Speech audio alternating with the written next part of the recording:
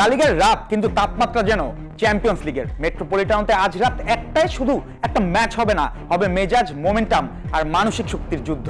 এক পাশে শীর্ষে থাকা বার্সেলোনা, অন্য পাশে ঘরের মাঠে ঝাঁপিয়ে পড়া Atletico Madrid. Preview point talking one, crown under fire. বার্সার সামনে চাপ, আতলেতিকোর সামনে সুযোগ। লা লিগার টেবিলের শীর্ষে বার্সেলোনা, কিন্তু এই ম্যাচে হোঁচট মানেই শিরোপা দৌড়ে রিয়ালের চাপ কাঁধে নেয়া। তাই বার্সার জন্য এটা লিড ধরে রাখার মানসিক পরীক্ষাও। অন্যদিকে আতলেতিকো মাদ্রিদ টেবিলের 4-এ, শিরোপার বাস্তব লড়াইয়ে নেই বললেই চলে। তবে তাদের সামনে কোপা দেল রের ফাইনাল আর বার্সার বিপক্ষেই চ্যাম্পিয়ন্স লিগের কোয়ার্টার ফাইনাল। তাই এই ম্যাচ জেতা মানে শুধু 3 পয়েন্ট নয়, পরের যুদ্ধগুলোর আগে আত্মবিশ্বাসে আগুন ধরিয়ে দেয়া। Preview point 2, মেট্রোপলিটানো factor. ঘরের মাঠে যেন অন্যরকম আতলেতিকো। চলতি মৌসুমে ঘরের মাঠে তাদের শট অন টার্গেট, আক্রমণের ধার সবই ছিল চোখে পড়ার মতো। আর বার্সেলোনার জন্য সতর্কবার্তাটা আরো জোরালো, কারণ এই মাঠেই ফেব্রুয়ারিতে কোপা দেল রের সেমিফাইনালের প্রথম লেগে কাতালানদের 4-0 গোলে উড়িয়ে দিয়েছিল সিমিওনের দল। মানে বার্সার জন্য এই স্টেডিয়াম শুধু ভেন্যু নয়, এটা একটা অসমাপ্ত স্মৃতি।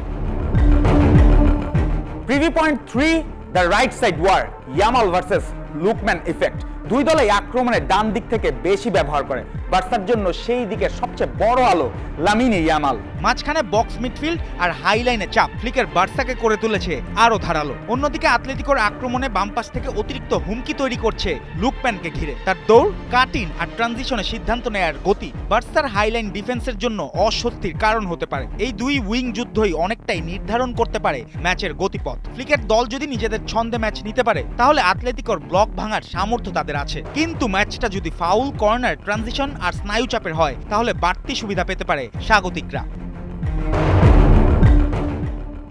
Preview point 4, chessboard of the season. একই গল্প, 3 রকম ফল। এই মৌসুমে দুই দলের আগের 3 দেখায় 3টি আলাদা চিত্র দেখা গেছে।